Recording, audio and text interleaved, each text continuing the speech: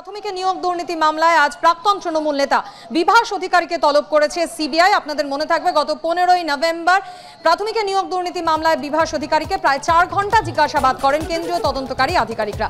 এই বিষয় নিয়ে বিস্তারিত জানতে কথা বলে নেব। আমাদের সঙ্গে টেলিফোন লাইনে রয়েছেন প্রতিনিধি আবির দত্ত। আবির, কি খবর রয়েছে? দেখো, যেটা জানা যাচ্ছে বিভাস অধিকারীকে তলব করা হয়েছে এবং আজকেই তাকে আসতে বলা হয়েছে এবং প্রাথমিক শিক্ষক দুর্নীতি মামলায় যে তদন্ত সিবিআই তরফ থেকে করা হচ্ছে সেই তদন্তেই বিভাস অধিকারীকে তলব করা হয়েছিল।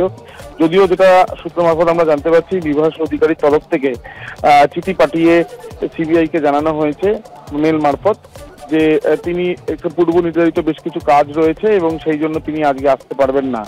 তাকে জিজ্ঞাসাবাদের প্রয়োজনীয়তা রয়েছে। আমরা জানি যে সম্প্রতি গত 12 তারিখে চার্জশিট পেশ করা হয়েছিল প্রাথমিক শিক্ষক দুর্নীতি মামলায় এবং পরবর্তী তদন্ত করা হবে সেখানে উল্লেখ করা হয়েছিল। সেই পরবর্তী তদন্তেই এই জিজ্ঞাসাবাদের প্রক্রিয়া চালাতে চেয়েছিল সিবিআই। যদিও যেহেতু বিভাস অধিকারী আসছেন না, তাই আপাতত তাকে জিজ্ঞাসাবাদ করা যাচ্ছে না, কিন্তু আগামী দিন তাকে জিজ্ঞাসাবাদ করা যায় কিনা সেই বিষয়টা নিয়ে কিন্তু ইতিমধ্যে তদন্তকারীরা ভাবছেন, এমনটাই সিবিআই সূত্রে জানা যাচ্ছে। ধন্যবাদ আবির।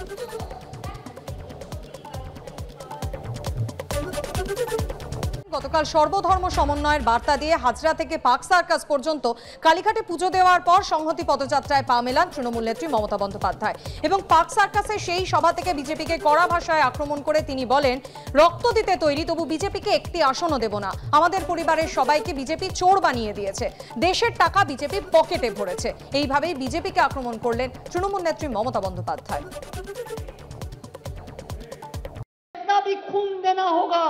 हम देने के लिए तैयार है, लेकिन हम बीजेपी को एक भी सीट नहीं छोड़ेंगे, एक भी सीट नहीं छोड़ेंगे, एक भी सीट नहीं छोड़ेंगे।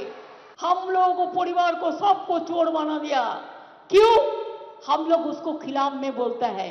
पावर से जब जाओगे ना तब खत्म हो जाएगा, तब मालूम हो जाएगा देश का रुपया कहाँ गया, कैसे गया, किधर गया, कौन लिया, बीजेपी का पॉकेट में दिया।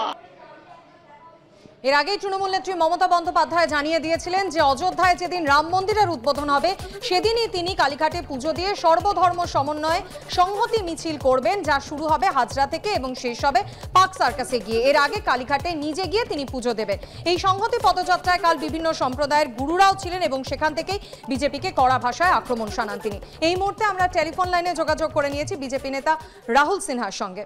রাহুল বাবু, আপনি শুনলেন যেভাবে বিজেপিকে কড়া ভাষায় তৃণমূল নেত্রী আক্রমণ করে বলছেন যে রক্ত দিতে তৈরি, তবু বিজেপিকে একটি আসনও ছাড়বো না, এবং আপনাদের বিরুদ্ধে তার যে অভিযোগ যে বিজেপি আমাদের পরিবারের সবাইকে চোর বানিয়ে দিয়েছে, বিজেপি দেশের টাকা পকেটে ভরেছে।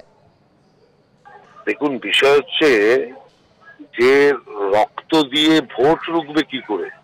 তার মানে কি ভোটে হিংসা তৈরি করতে চায়, জনগণের ভোটকে হরণ করতে চায়? সিট দেবে কি না দেবে সে তো ঠিক করবে বাংলার মানুষ। মমতা ব্যানার্জি ঠিক করার কে? সে বলতে পারে আবেদন জানাবো মানুষের কাছে, মানুষ সেটা বিচার করবে, কিন্তু তিনি রক্ত দিয়ে আটকাবেন মানে হিংসাত্মক ইলেকশন করতে চান। এটা পঞ্চায়েত নয় যে রাজ্য ইলেকশনের মতো একটা স্থাবকদের দ্বারা ইলেকশন পরিচালিত হবে। এই কেন্দ্রীয় ইলেকশন কমিশন ইলেকশন চালাবে। অতএব সেই কারণে মমতা ব্যানার্জির রক্ত দেওয়ার দরকার নেই।